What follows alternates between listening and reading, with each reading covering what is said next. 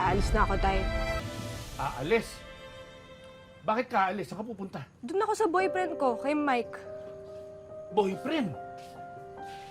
Paano ka nagka-boyfriend? Nakilala ko siya sa text. Nanligaw siya sa akin sa text. Sinagot ko rin siya sa text doon. Sasama ka sa lalaki na sa telepono mo lang nakilala? Mas okay na yun kaysa mabulok ako dito sa bahay niyo. Paano yung anak mo? Tay, hindi pa ba halata? Ayoko dyan sa batang yan. Hindi ko ginusto yan. Hindi rin naman niya ginustong isilang mo siya.